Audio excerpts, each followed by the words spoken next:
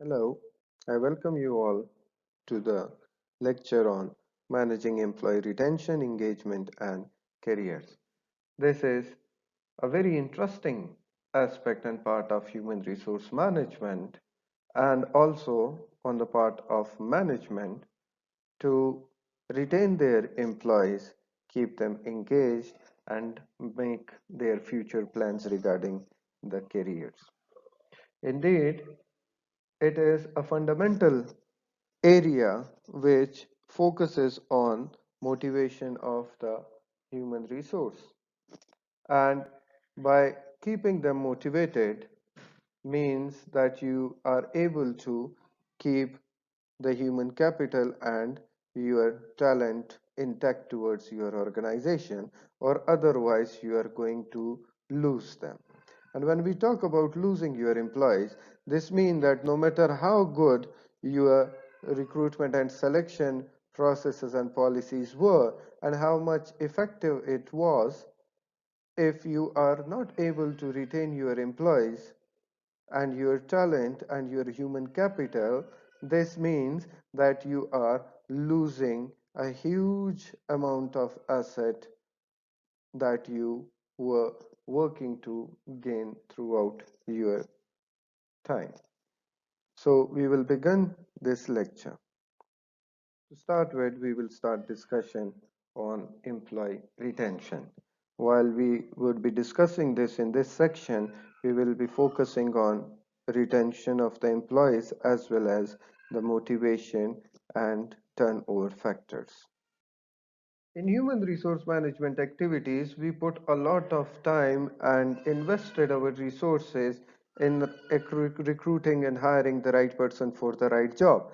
Now, when we have that right person for the right job, our next objective is to retain that right person for the right job.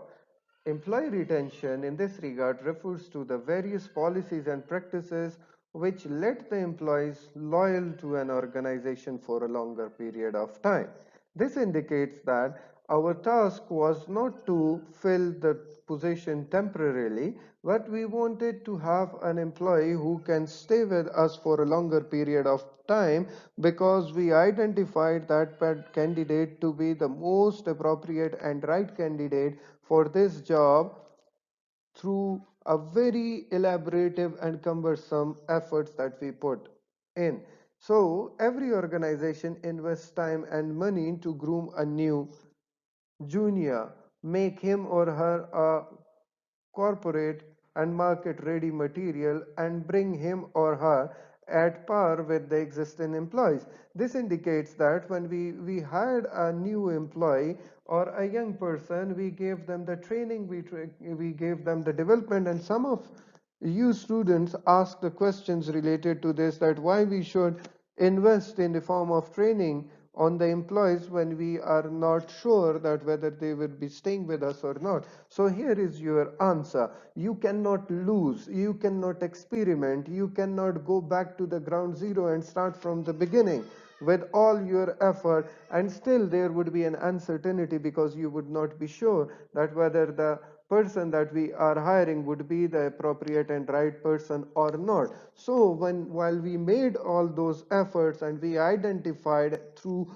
different filters and different layers and different stages, now we have to ensure that we equip that person, we make that person, or we polish that person, and we retain the services of that individual for as long as we can, and for as long as that employee or that person is fruitful and beneficial to the organization. So we cannot play with these components, and we have to somehow retain the employees towards our organization and for the longer period of time. Now let us describe a comprehensive approach to retaining employees. We would be discussing retention as well as intention to quit, and we will look into the motivation aspects in this section. To start with, as you all have studied the management theories in the Introduction to Business and Principles of Management subject, one of the most important theory with respect to the retention and motivation of the employee is explained by the Haasberg. Haasberg two-factor theory has two components. One is the hygiene factor and the second one is the satisfaction or motivation factor. Now, according to Haasberg, the hygiene factors are mainly responsible for job creating job dissatisfaction. These includes quality of supervision, that mean the quality of supervision you receive at the job, your salary or your pay, the company policies, physical working conditions, relation with your peers and your colleagues, and your job security. Now, when these things would be low or they would not be satisfactory, so what will happen? You will go towards the job dissatisfaction, which will eventually lead to give you intention to quit, and you will be thinking to quit the job. On the contrary, or other side, there are motivation factors. These motivation factors are as mentioned in this table: promoting opportunities or promotion opportunities, that mean you understand and you feel like you have a career in this organization and you are going up on the ladder. Opportunities for personal growth, that mean you are developing yourself and the organization is giving you sufficient opportunities to grow yourself. Recognition, that mean you are given sufficient appreciation and appraisal acknowledgement for what you do. Responsibilities mean that you are given the task and opportunities to do your things. They have given you the authority and so on, and the achievement that you get are properly recognized and so on. So when these factors are positive in the organization, they will increase your job satisfaction, and when job satisfaction is high, then your retention would be obvious, and when the job satisfaction is low, then we are going towards the hygiene factors, which are mentioned over here on the other side of the diagram. In order to boost the employee retention and to ensure that there is low turnover, there are several strategies that can be adopted, which include onboarding and orientation activities. That is for the sake of the first impression and to ease and comfort the employee, the new inductee into the organization. Then we can also have arrange mentorship programs, coaching, and on-the-job training activities to ensure that the employees are well equipped and their queries are answered right on time, so that they can be sure that they can have assistance as required. Then employee compensation is very important component. You have to give them the competitive salaries and perks and benefits, just to ensure that they do not look for other opportunities. You can be a market leader by providing them high salaries, or you can at least be on the average of the industry. This topic would be discussed in well detail in the coming weeks. Listen and do it regularly. You have to give due attention to your employees. You have to provide them a proper feedback and also give them the opportunity to speak themselves. This is very important because they need people and your managers who can understand and do show empathy towards them. Then it is not all about the perks, but the right ones. This means while you are giving them benefits and rewards, you should be very careful in this regard, just to ensure that you provide them the exact benefits which can keep them motivated and working in the organization. You should not give the similar sort of perks and benefits to all your employees and with the belief that it is equally important to everyone. No, for some employees, intrinsic rewards are very important, and for others, extrinsic are very important. Then help your people to grow. That means provide them with the development opportunities, provide them a proper training facility so that they can improve their capabilities, their capacity, and also their efficiency and effectiveness. Then being more family friendly, that means that you have to understand their personal engagements and their personal requirements, and you have to make sure that you give them a family friendly environment on the job, and also give them the opportunity to complete their personal requirements.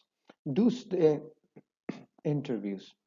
By do stay interviews, we mean to say that time and time again, have a meeting with your employees and ask them what would motivate them the most, and how you can make sure that they stay in the organization. And of course, it's very obvious when all the requirements or all the benefits are provided to the employee as they wanted, then they would not think of quitting the job, and they will have a high retention rate.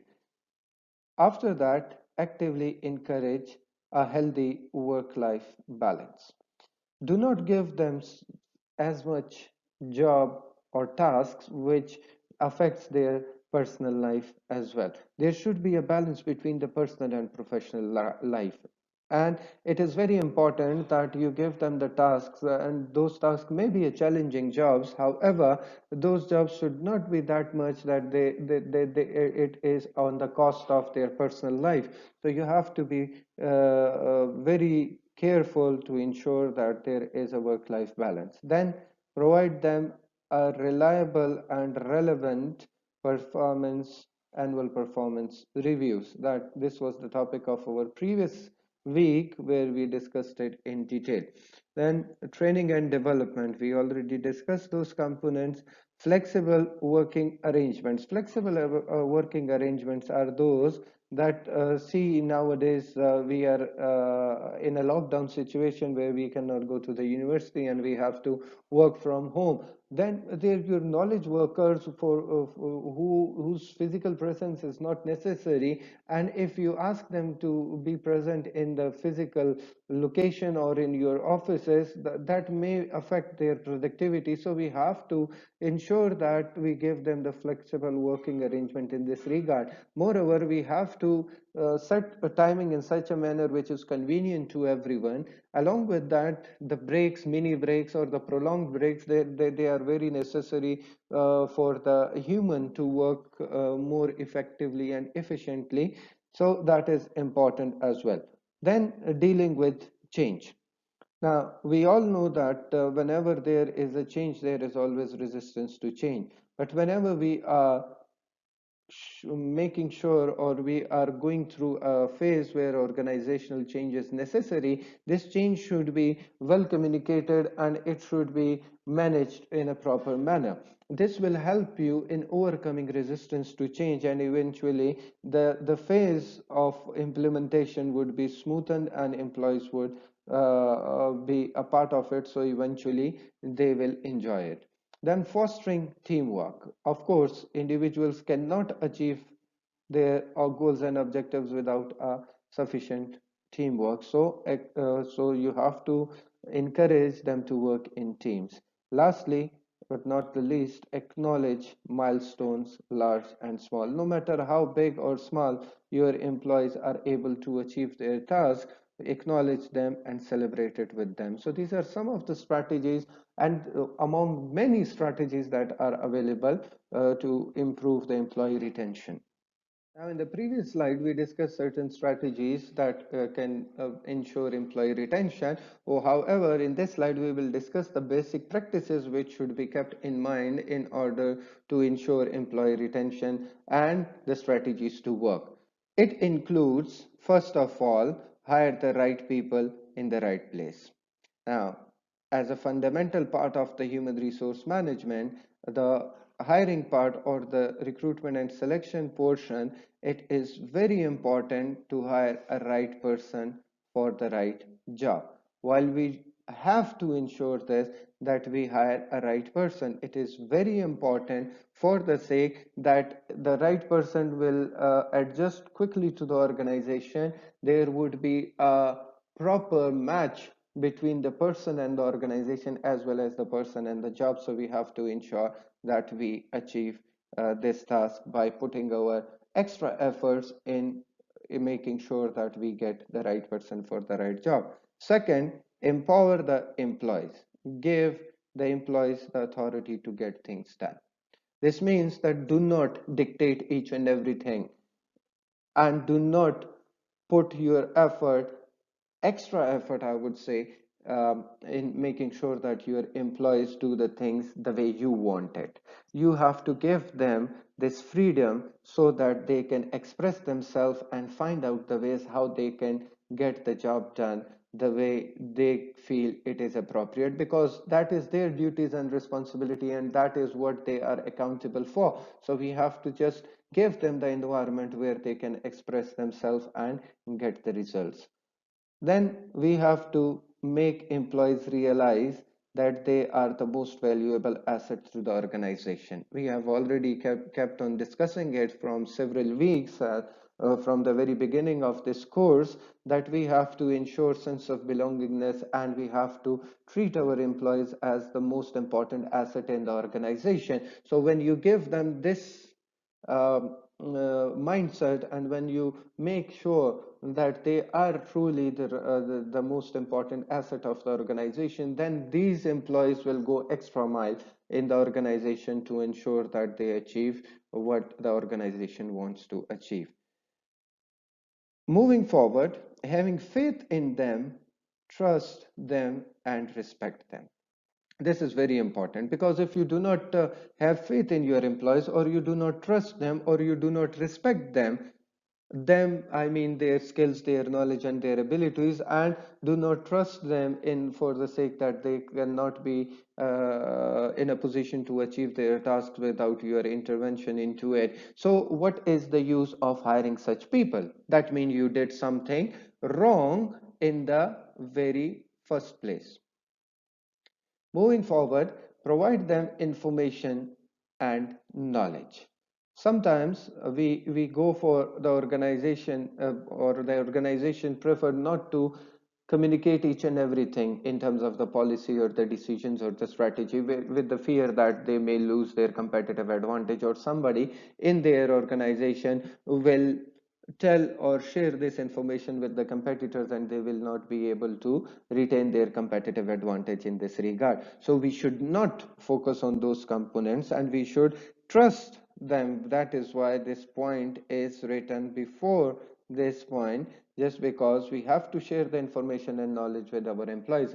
See, on the opposite side of it, what if we do not share the information and knowledge with them? So what will happen? The employee will not be aware of the common elements or the core values of the organization, or what the organization wants to achieve. So this is very important to share the information and knowledge with them, which this is going to help them in reassessing their position and streamlining their efforts towards the common goal, that is the organizational goal. Keep providing them feedback on their performance. This is very important, as we discussed in just a week ago course, that performance management system should be there, and one of the fundamental part of it is the feedback, or discussing the performance of the individual, so that they know, so that they get timely the information how they can improve, or what are the areas where they need to improve themselves. This is going to encourage your employees, and when they are encouraged, they will try to overcome their weaknesses and make sure that they do their job in a better manner, not just for the sake of the organization, but for their own self as well, because this is going to give them benefit in the longer run, because they would be more skilled, more talented, and more effective human capital. Second last, recognize and appreciate their achievements. You have to celebrate the very tiny things that matters to the organizational workforce, is that you celebrate their achievements with them. When you celebrate their achievement, that means that they know this, that you have given them more as is expected from you. You are honoring them, you are keeping an eye over them, and you are rewarding them in this regard. So that is very important. Lastly, keep their morale high. By keeping their morale high, we mean to say keep them motivated, keep them satisfied, keep them engaged in all the aspects which are going to be beneficial for the organization, both in the shorter run and in the longer run. So before putting your strategies into action, we have to make sure that we practice all those things, these 8 points in our organization, just to ensure that the strategies get you the appropriate results. A survey was conducted, and here we present the major outcomes or findings of that survey, which shows why the employee go for the turnover. If you see on the top of it, the major part of percentage reported as a turnover reasons is the stress. That stress is based because of the lack of role clarity, or because of the role overload, role conflict, or the overall stress. They can identify those stressors very well on internet as well. Second most common element was the demographic factors, which was the reason to cause high turnover. That means their marital status, their kinship relationship, their children age and tenure, etc. So if you look into these factors, we can easily assert that the employee's personal life and the personal life factors, individual factors, are also one of the key contributor in employee turnover. After that, we have certain indicators which are contributing around 6% into the turnover. That includes lateness, absenteeism, and performance. Now, these are the indicators which shows that the employee is not feeling comfortable in the organization and he or she is trying to quit the job. Lateness, why you have to investigate why the employee is arriving late to the job, why there is a increase in the absenteeism or a sudden drop in the performance. So you have to to investigate these indicators and dig out the reasons for it. These reasons may be related to, as we discussed in the Herzberg two-factor theory, or it may be as based on their personal components or something related to the work environment and work condition. Then 5% of the employees reported that their turnover intentions are merely based on the leadership aspects, where they are not satisfied with their supervisors, or there is a leader and member exchange, mean lack of information, lack of trust, etc., components that may lead towards the turnover intentions or increase in the turnover intention. Then we saw, or we can see that 5% of the people reported job satisfaction related elements, which include job satisfaction itself, job met expectations, and job involvement. So inversely stating it, that when people are not satisfied with the job, this leads to job dissatisfaction, and based on their dissatisfaction, they think or they plan to leave the organization. Sometimes they believe that the expectations from them are very unrealistic, so it put them into the pressure and it creates stress, and eventually they decide to leave the organization. And lastly, lack of job involvement, because you are treating them as a machine and you are not giving respect to their brain and their mind and their decision making ability. So eventually there is a lack of career development or developmental plans, due to which the employee believes that he is not utilized properly. Then moving forward, job content, 4% intentions are based on it. Now it is based on the actual contents of the job. This means that the task the employee are performing, sometimes these tasks are routine tasks. That means there is nothing new, so they are not learning from it, or they are not challenged, and every day they do the same task, a repetitive task, which is eventually resulting in their increase in turnover intentions. Then promotional chances. The employee believes that he is stuck in the organization and there is no chance or probability of getting promoted to the higher position. So eventually they quit the job. Lastly, the instrumental communications. That means that the communication is either from top to bottom. That means that only communication is flowing one way and there is no two-way communication. So the employee predicts that there is no use of him being in this job because people are not giving them due importance and they are not hearing what they are trying to say, or people are not listening to them. So that is what is forcing them to quit the job. Moving forward, the environment.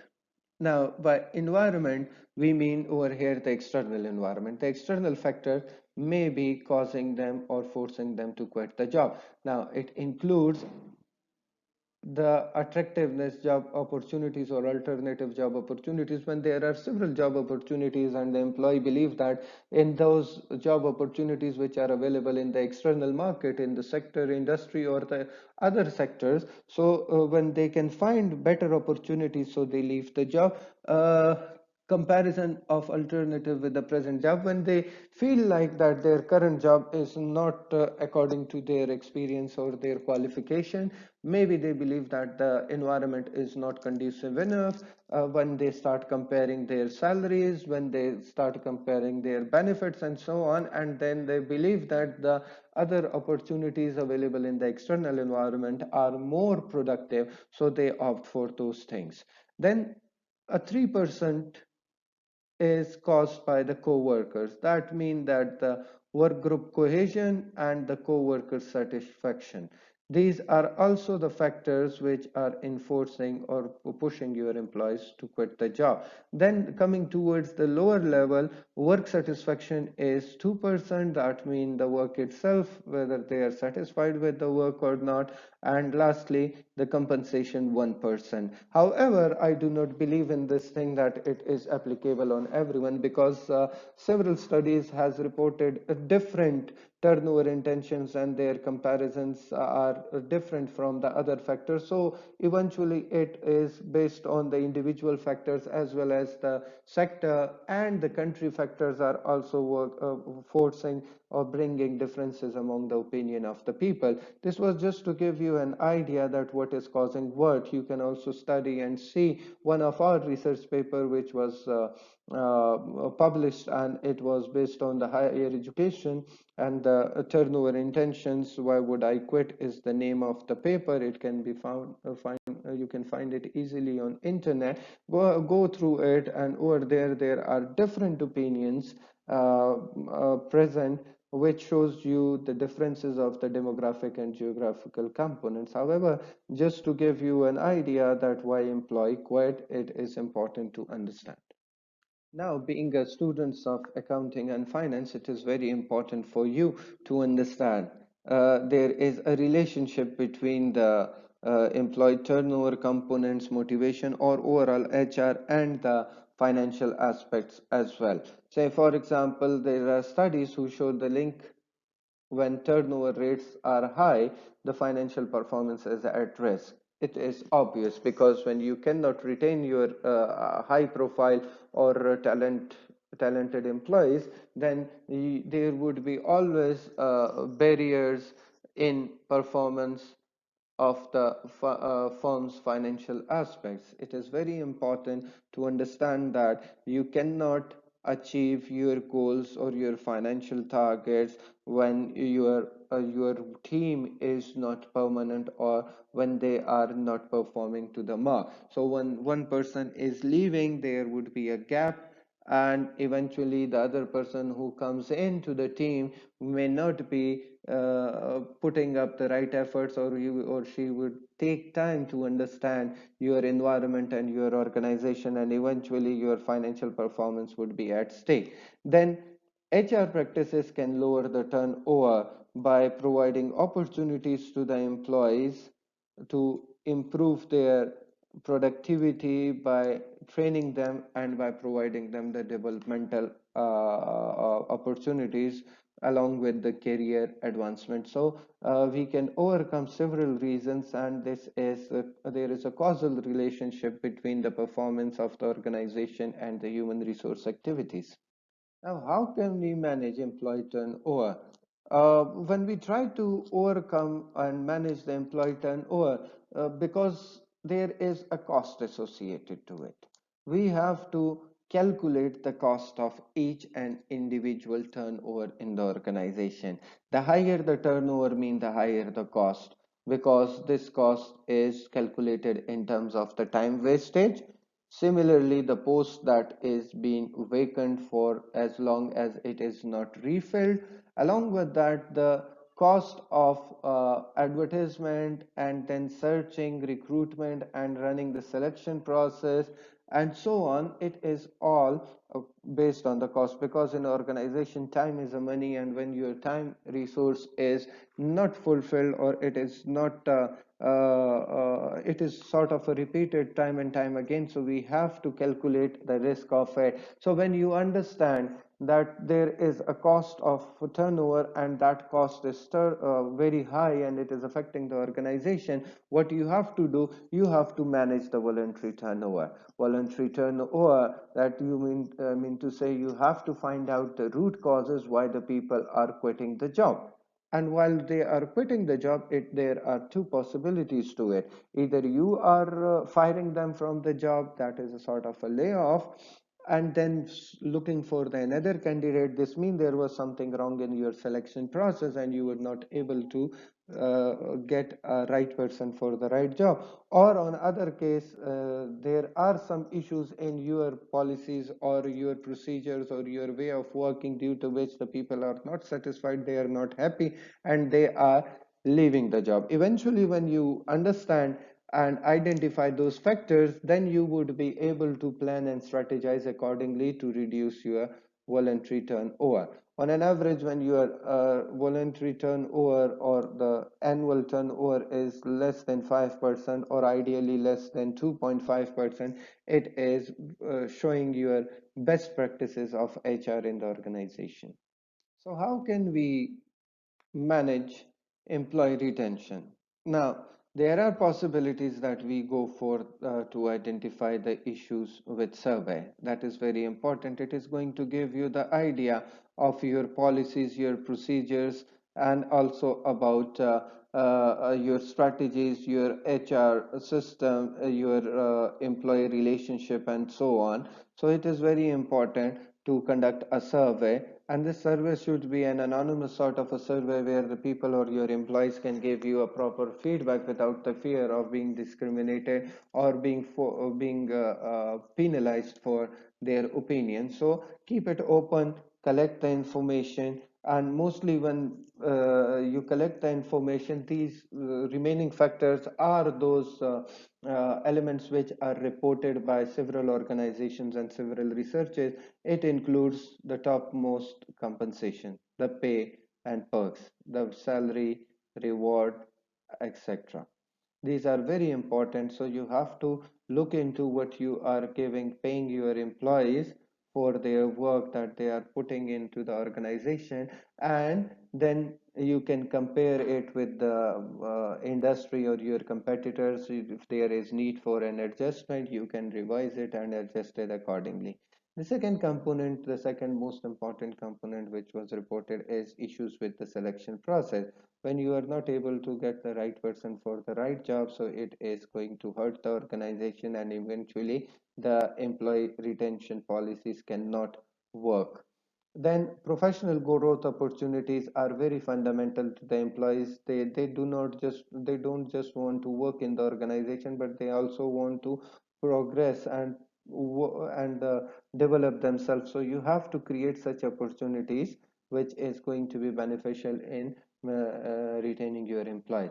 And the last component is meaningful work and ownership. You have to provide them the sense of belongingness. You have to treat them as a part of the organization. There should be an ownership created among them, so that they believe that this is their own organization, and this organization means something to them, and they are linking their values of the organization with their personal values. So this is very important in this regard. Furthermore, as we discussed already, that work-life balance, you have to create a work-life balance between your employees' personal life and their professional life. So this is becoming a very important element. Do not give them extra job or tasks. There are different approaches where employees are treated differently in throughout the world. One believes that you are more effective when you complete your task timely and you do not you're not allowed to take your uh, professional work or your tasks and assignments to your houses or your homes, because it is going to affect your personal life.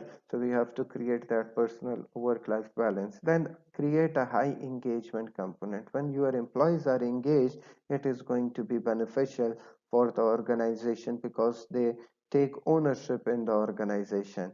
Then nowadays we are talking about data analytics. You have to analyze the data with respect to the HR. You have to conduct the time and time again surveys and analysis on the data, that what are the factors which are improving, what are the factors which are reducing, what are the morale of the people, whether the motivation is getting upward or it is decreasing, and so on. So we have to collect the data and evidences and then quantify them, and then evaluate them to forecast what has to be done next. Then if it is necessary, then do a counter offer. This means that do not let go your people. If you believe that that particular employee who is leaving the job, he has been given a better offer outside by your competitive or by any other organization, this indicates that he is or she is valuable to that organization,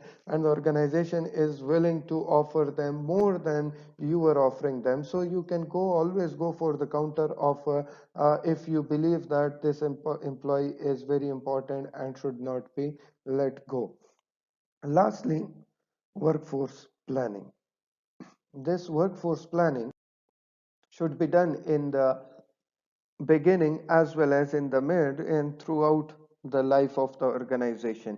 Keep on predicting, keep on forecasting, keep on revising your policies, your strategies, your goals and objectives. Make sure that you meet the requirements of the employees as well as organization, because you cannot sacrifice any one of them. You have to keep balance between these components. You have to analyze all the strategies. You have to do the HR planning, you have to forecast and predict components associated with the organization in this regard. So while doing so, you can be in a position to manage and retain your employees in a proper manner.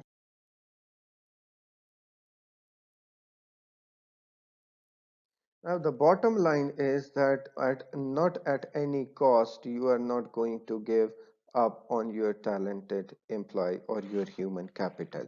That is the integral part of the organization and rightfully your core competency as well as your competitive advantage in your organization. So you have to make sure that you put up such policies in place that you retain your talented workforce in the organization, because they are 10 times more valuable and more productive than your other general workforce or unskilled workforce in the organization. So you have to come up with something in the organization. There is a total different course based on talent management, and the information related to it is easily and readily available on the internet. You can study it in the detail if you want. The second component that we are discussing over here is the job withdrawal. Now, you have to deal with the job withdrawal components. Basically, the job withdrawal refers to a separation between the individual and their job. Now, this separation can be physical or it can be psychological as well. Now, nowadays, it is very alarming as well, where physical distancing is possible there. The people are not giving due time to their job. They are spending time on prolonged breaks, or they are into a conversations, wastage of the time, and so on. This is because that the employee or your talented workforce, your human capital is not feeling associated, or they are not very comfortable with the job right now. When we go towards the psychological withdrawal, it is because the employees are not feeling psychologically attached to the organization or to their job. They are fed up of their job, or they are not engaged properly. We can call it disengagement, which we are going to discuss in the later part of this lecture. So we have to ensure that we reduce this job withdrawal and create a synergy and link, so that the employees can enjoy their job and their work time spent on the organization.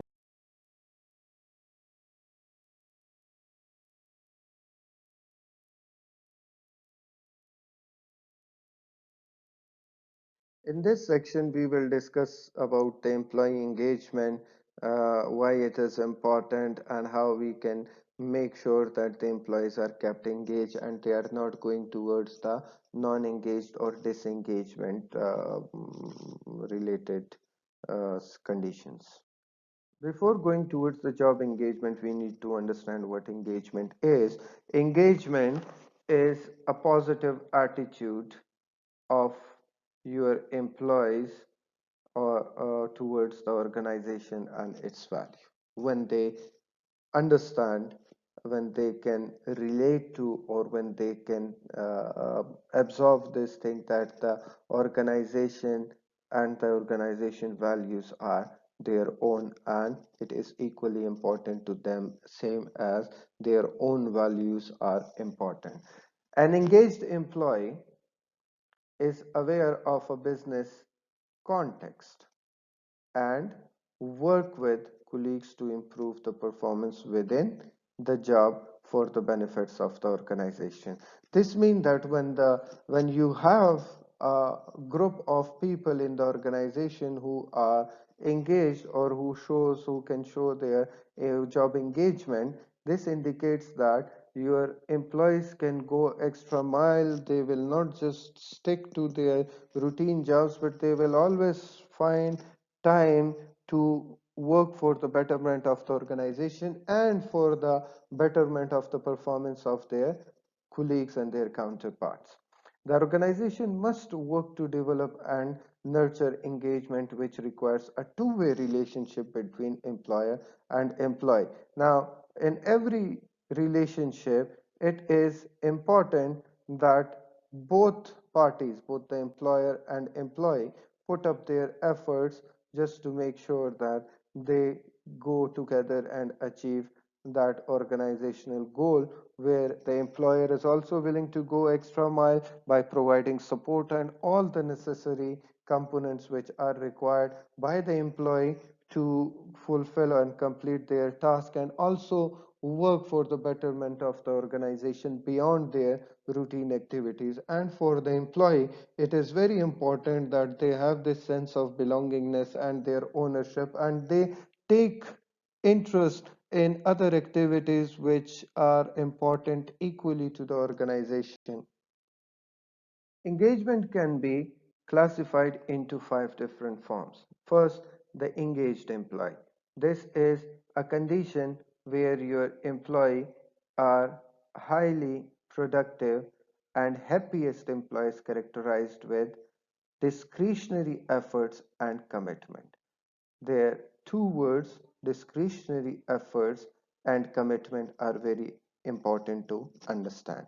Your employees are highly productive already. That means there is no question on their productivity. They are doing to their best, and they are doing it in most effective and efficient manner. That means they are living their job, they are enjoying it, and they are happy in what they do. So when they are happy, when they are they have excelled, they have all the skill, and they are contributing towards their achievement of their task on hand as per their job description, then they will put up a discretionary effort.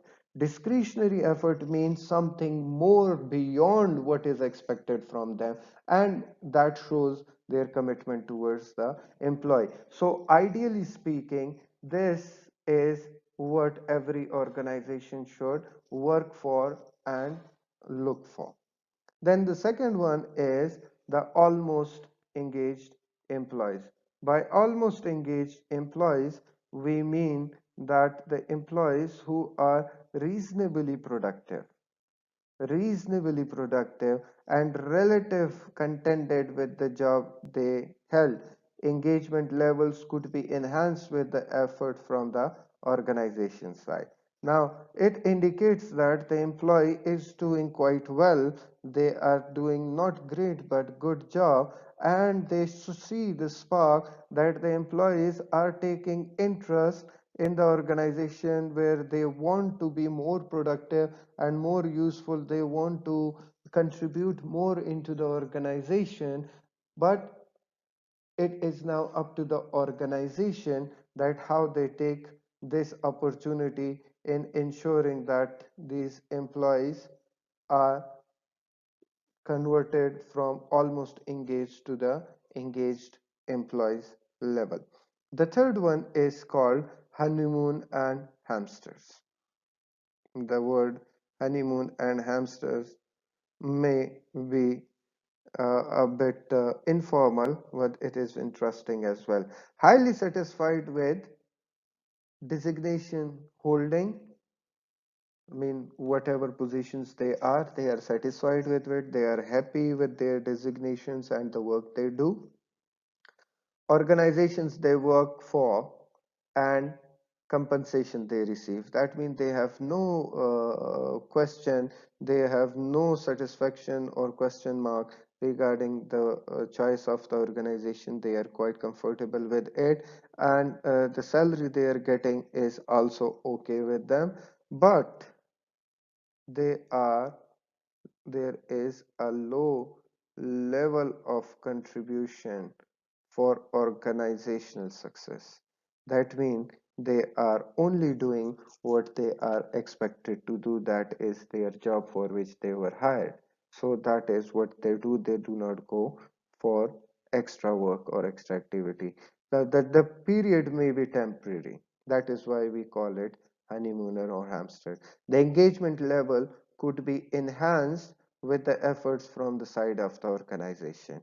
Now, it is important that you understand and identify those people who are satisfied in all respect, only with related to the position they are holding, the organization in which they are performing their jobs or they are doing their jobs, and they are also okay with their salaries. However, they are not going extra mile. So it is now your task to engage them in certain activities, give them the opportunities, provide them with such a chances where they can contribute, and they get to know that the organization is expecting more from them, and it should give them a positive impression that we are not burdenizing you at all. Rather, uh, we know that together we can go that extra mile.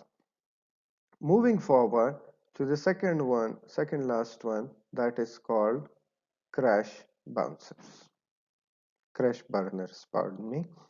Employees who are highly productive contribute maximum for the success of the organization, but not happier with their personal success. Now, this is the point.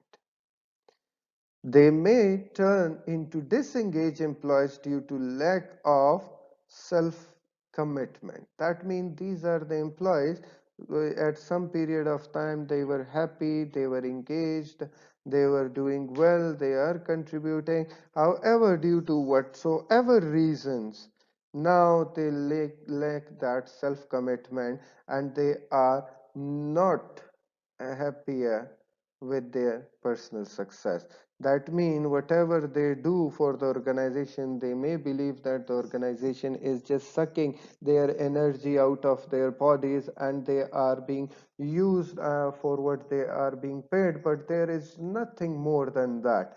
So you have to create those opportunities. If you do not answer these employees on time, or if you do not show your concern towards them, they will eventually go towards the disengaged employee, which is a sort of a destructive stage for the organization.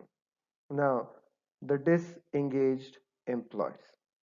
Employees with high levels of disconnectment and negative opinions on organizational approach. They are the people who are not happy at all. That means they are the people who say that whatever organization is doing, just they are doing it and I have no concern with it. They are least bothered about it, and whatever organization is doing, they are having a negative opinion about the things. They are not happy with the way people are doing or the way they have decided. So this is something which is alarming for the organization. The question in first stage is why people got into this most devastating and negative stage. What went wrong? Are those the individual or personal aspects, or is it associated with the organization? And speaking to which, more importantly, these factors are organizational aspect. We have to deal with it on an emergency basis, and we have to answer, and we have to take those employees out of this phase to the engaged or almost engaged stage, and we have to work on it. Otherwise, very soon these employees will leave the organization. A research was conducted in more than 500 organizations with more than 200,000 responses, and it shows the 7 key trends that impact the workforce in these days. One, company culture. Company culture crisis. 64% of all employees do not feel they have strong work culture. This means that the organization need to work on their culture. Second, 49% of the employees are not satisfied with their direct supervisor. That means there are some managerial and leadership issues, which is alarming. Then 66% of the respondents stated that opportunities for professional growth are limited. 66% are not seeing a chance of growth. So this means that they believe that their careers are being at halt and there is no growth opportunity. So why should we work in this organization? Then more than 1 in 4 employees do not have the right tools to be successful in the organization. So that means that it is on the part of the organization and the management. They should provide them with the right tools and equipments through which the employee can complete their task on time and in a proper manner. 25 only 21% of the employees feel strongly valued at work. That means that people are not being valued, acknowledged, and appreciated on work in their organization by their colleagues or by their supervisors or by the management. So that is a discouraging factor. And 44% of the employee gave peer-to-peer recognition when they have an easy tool to do so. This indicates that peer-to-peer recognition is one of the reasons that some of the employees are staying in the job because of their peers or their colleagues. The peer and comrades are the number one reason employee go extra mile, not for the money. So people are trying to do and helping each other just because of each other, not because of the organization nor for the sake of the money. So they want to get done and support their colleagues. That this was the trends of today's workforce and the issues. I hope that you understood it.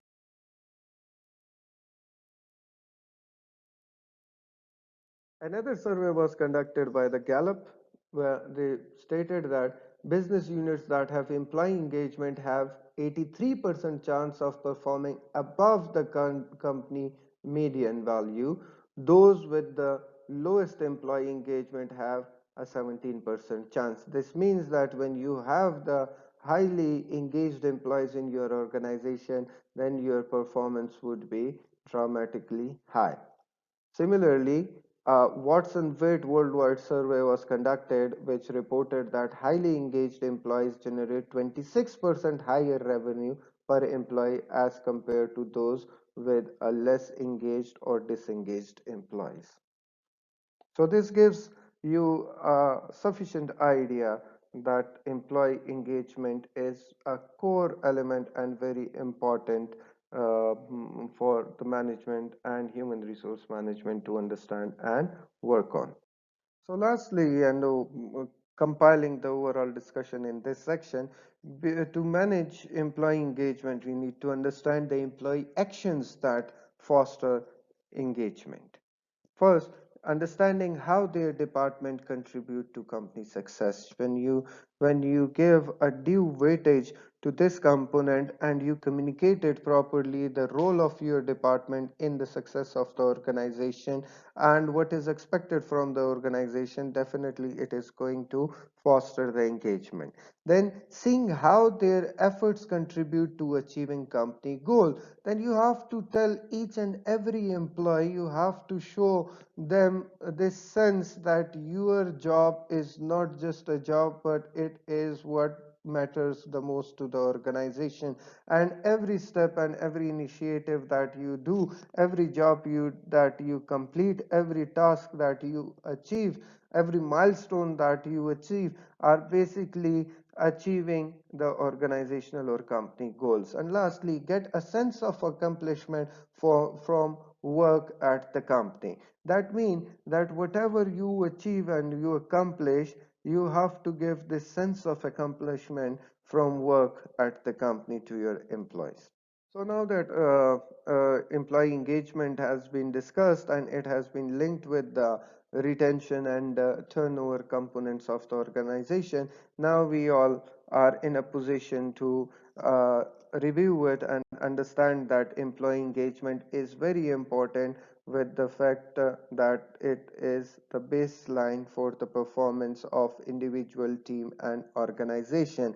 And the employees actions that foster the engagement have also been discussed. We have to empower our employees, we have to enhance their productivity and their sense of belongingness. We have to enable them to give this sense of belongingness to them, and just to make sure that their job is the most important part of the job, and we have to keep them engaged in more productive manner other than their routine duties, so that the organization can flourish further.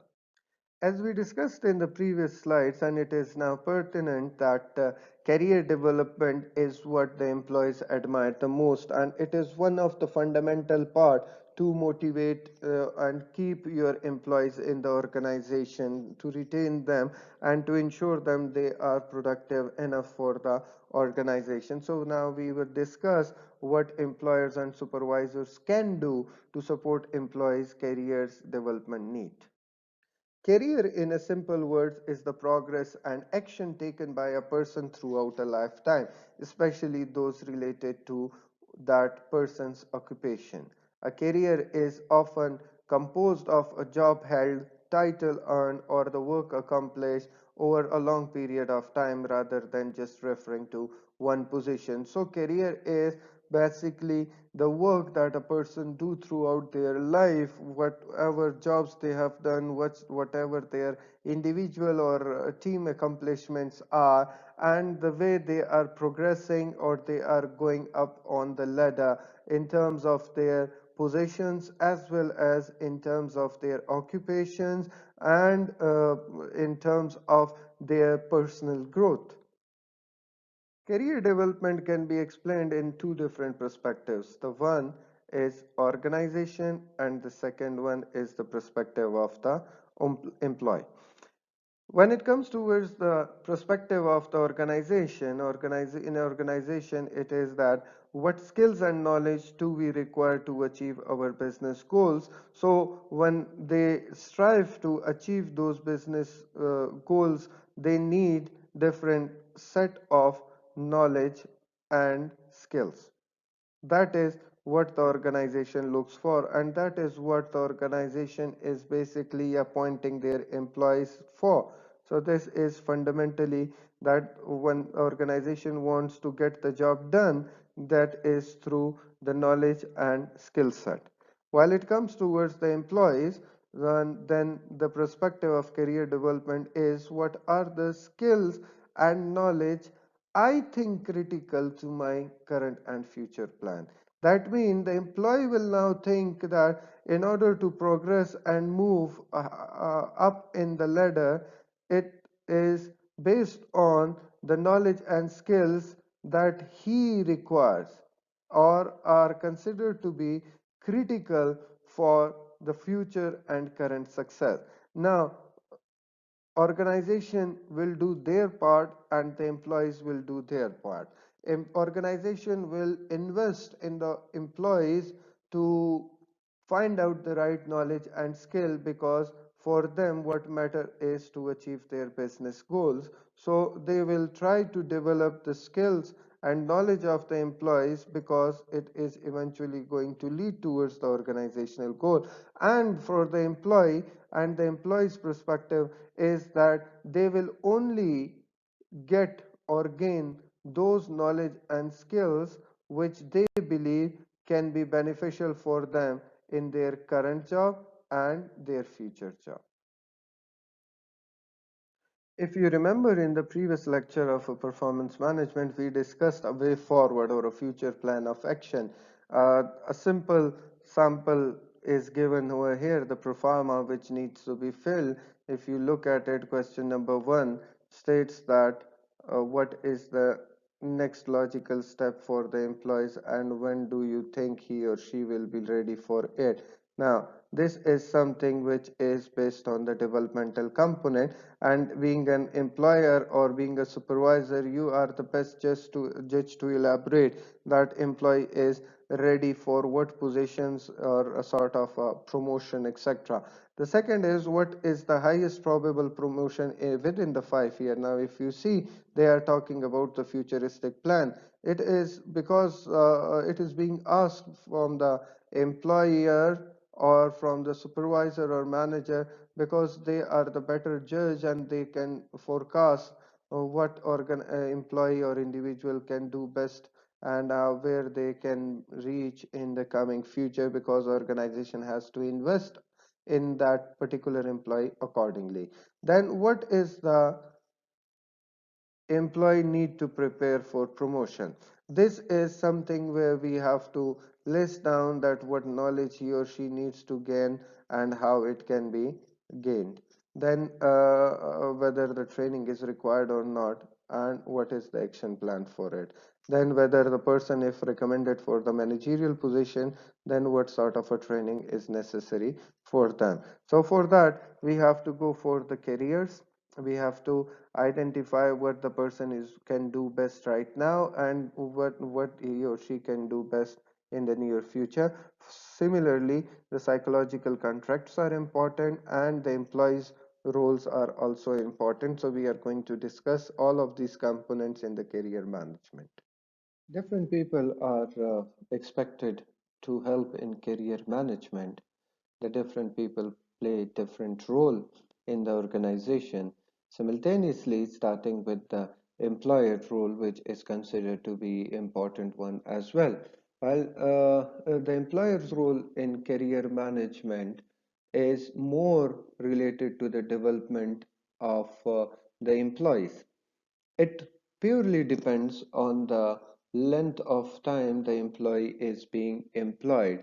In this case, people get the idea, the people who are spending more time in the organization or are anticipated to stay for the longer, for them, the employer may plan a prolonged developmental or career management plan. Whereas for the people whose previous jobs are very short span and they have not spent much time in organization, then for them the organizational employers would be reluctant to invest more in them, because they would believe that these employees will leave the job very soon. So it is very important to understand for the people who are new on the job, a periodic job rotation can help the person in developing more realistic picture of their personality, of their different skills, and how they perform on the various jobs. So this career orientation and job rotation can help, and these opportunities can be provided by the employer. Then the employer career management options are also one of the factor which can be used for those employees who are showing high progress or high potential. That means they are more valuable to the employees, and they can go for creating or developing a more manageable and extensive career management programs. They can go for the career workshops and provide proper career coaching, etc. So it is also one of the opportunity for the employees to learn and streamline their careers in the organization for a longer period of time, for those employees who are planning to stay for a longer period of time in the organization. Then in the career management, an important role is played by the manager, because they are the people who are actually front line forces and are mostly in interaction with their employees. So therefore the employees are not much in relationship or connection with the employers as much as they are with the managers. So the manager's task is to effectively monitor the activities of the employees, and then provide them an actively training programs, mentor them properly, review their performance, get back to the employees and support them, provide them a comprehensive and an encouraging feedback through which the employees can learn and progress. So the role of manager is more relevant as compared to the employers in the career management. But yet, of course, the managers cannot achieve or do all they want with their employees or their subordinates without the commitment of the employer. So both of them are very important.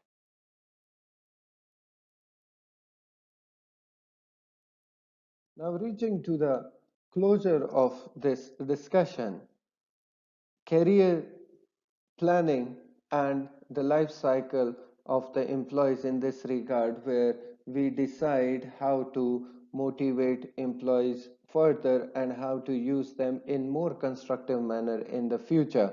Therefore, reaching to the decision of promoting the employees and other decisions for enhancing their skills and knowledge is very important. These would be discussed in this section. It's one of the greatest dilemma for the managers to make decisions regarding the promotion of the employees or the subordinates working with them. Particularly and specifically, it is more important for the managers, and it is a sort of a very difficult decision as well, because there are different components which has to be considered while making such decisions. First is seniority or competence the rule. That means that whether the employees should be promoted on the basis of their seniority, or they should be based on their performance and the competencies of the employees. So two are different things. One, seniority is throughout the batches, the people who are hired and are currently the most senior people, whether we should promote them first, or that should not be the criteria, and we should go for the rule of competencies. The people who are performing outstandingly and who are contributing more effectively to the organization, they should be promoted. Then how should we measure competence? That is very important. What are the scales, what are the measurement tools that can be used to evaluate the competency level of the employees and make sure that who is the right fit for promoting to different jobs? That is very important. A part of it can be through performance appraisals and performance management system, but there may be other sources which can be used as well. Okay, then is the process formal or informal? whether we are using the right tools and we are following a justified mechanism, or we are using an informal mechanism, that is through word of mouth or through the informal recommendation of the manager or supervisor, etc. Then whether this promotion should be vertical or it should be horizontal, or whether it should be in a zigzag manner. That means whether we should transfer the people as a sort of a promotion, or we should give them the higher posts and designation in the organization, or it should be a zigzag, mean from transfer from one department to other and then promotion, and then from the other department to another and then promotion, and so on. So it's a sort of a dilemma which needs to be addressed and understood. Now, in an organizations, different studies has shown that there are different issues or barriers pertaining to different gender, ethnicity, or race, etc. So these factors are there, we cannot deny them. However, we can address them over here and we will try to understand it.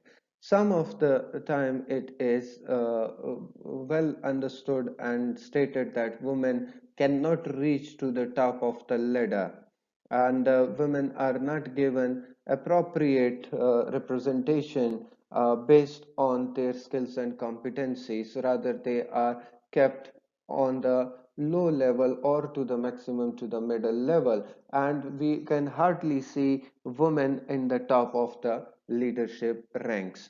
That is obvious and it is understood. There may be different factors associated with it, but let us not go into that discussion over here, and let us keep it for some other time. But we have to eliminate such barriers. See, when we say and state that we are equal opportunity providers, and this indicates that you are not going for discrimination at any level. We have to eliminate all the barriers and have to ensure that opportunity of promotion is given to everyone whosoever deserves it. Now, improve the networking and mentoring is very important in this regard. To do that, we have to improve the female employees' networking opportunities. We have to ensure that we give them a proper tips for career advancement and share their experiences with each other. We have to create a conferences which provide them informal opportunities. We have to create different mentorship activities. We have to create a proper networking for them so that they can be they can collaborate with others and come out of this dilemma, and the women can provide or prepare themselves to become a proper leaders in the industries where they are working. We have to break this glass ceiling. We have to eliminate the glass ceiling. Glass ceiling is basically the concept where you can see through it to the top, but you cannot cross it because in mid there is a glass. And why is there that glass over there? That is important to understand, because the root cause of this glass ceiling may be based on the experiences of the people, or may be based on the psychology of the people, or their ideologies that women cannot be a good leaders or women cannot reach to the top. Maybe these are some of the factors. Different researchers have shown different aspects. Some are physical attributes, some are psychological attributes, some are the decision making attributes, and so on. So we have to make sure that we remove and overcome that glass ceiling. And lastly, we have to have a flexible career tracks. By flexible career tracks, we have to ensure that people who are working throughout the time as a full-time people, even if they are women who are often more responsible for their household activities, for their parenting, as well as they are giving their due effort to the fulfillment of their careers, So, as an HR, what we can do is that we can reduce their working hours, or we can make sure that we create an ease of working activity or flexible working hours so that these female can be more contributory, and they can be given more opportunities in the future run because of their working environment and their household activities. We have to acknowledge them and make sure that we give them due importance and also facilitate them in going up. So these are some of the gender related gaps that we discussed, and particularly the issues that are faced by the female in the corporate world.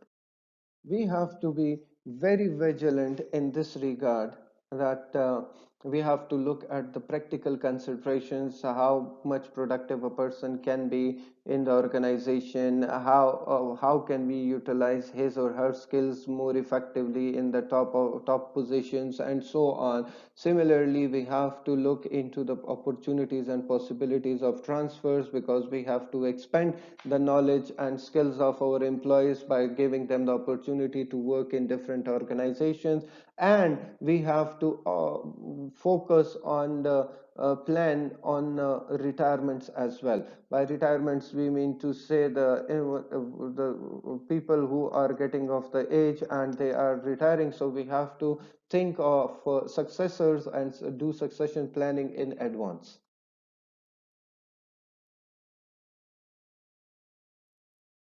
One of the most difficult tasks, a heartbreaking task of HR, is to establish the grounds for dismissing an employee or firing an employee from the job. This is one of the most difficult decision to be made, because we worked so hard for hiring a person. Now, due to so many different reasons, we are dismissing the individual from the organization. So let us discuss these components in detail. Dismissal refers to involuntary termination of an employee employment with the firm. This is from the perspective of the organization, where the organization is letting go the employee. So we have to understand the grounds for dismissal.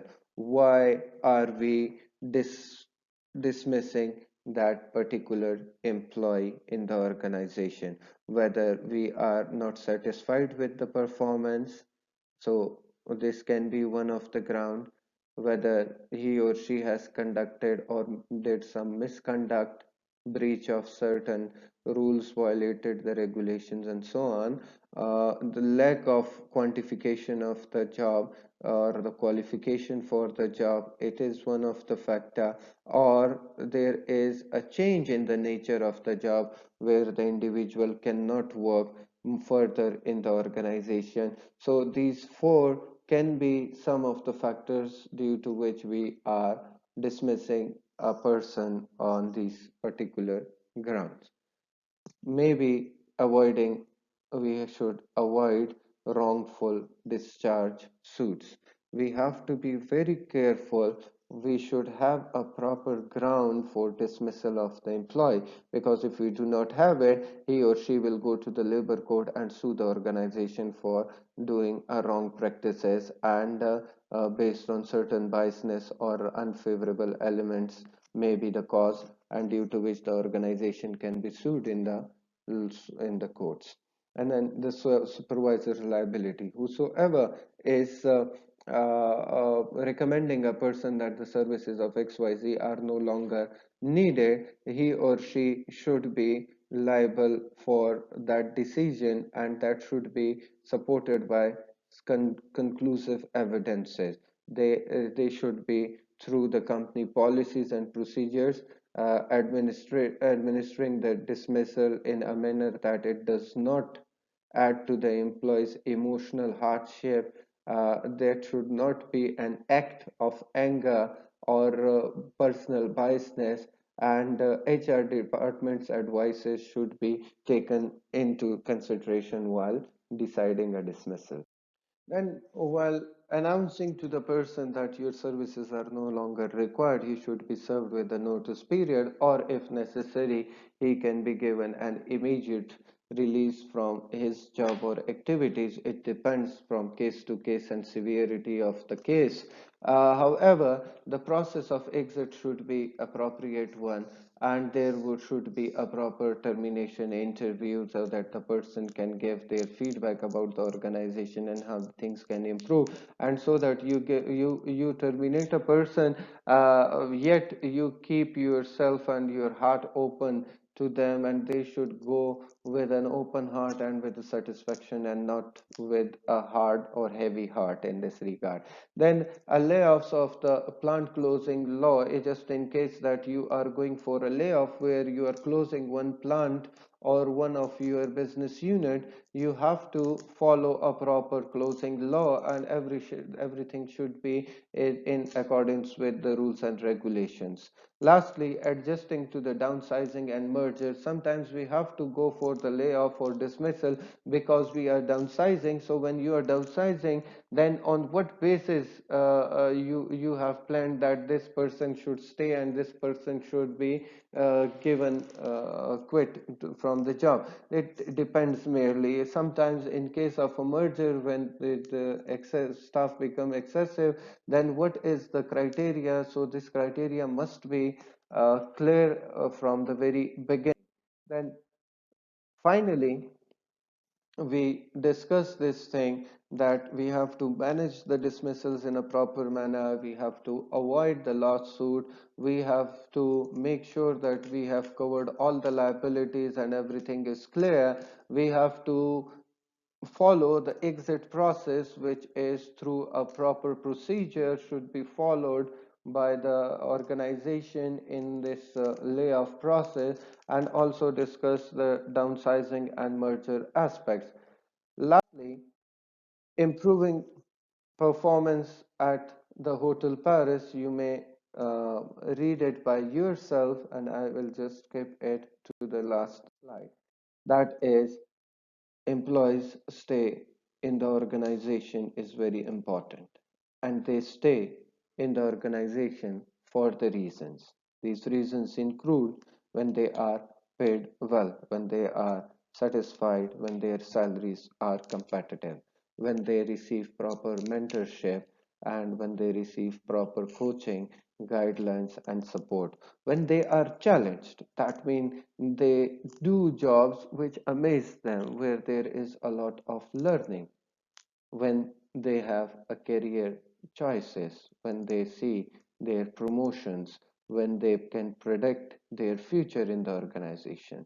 They stay in the organization when they are involved in the job, not only in the job, but also in the key decisions of the organization, when they are appreciated, when their achievements are encouraged and celebrated, when they are acknowledged, when their services are given due importance, when they are valued in the job, when they are considered as a part of the mission of the organization, when you give the employees empowerment and decision making rights, and finally, when you have faith in them and trust them. That was all for this week lecture. I hope that it would be clear. In case you have any questions, you can ask. Thank you very much. See you next time with the next lecture. Stay blessed, stay safe.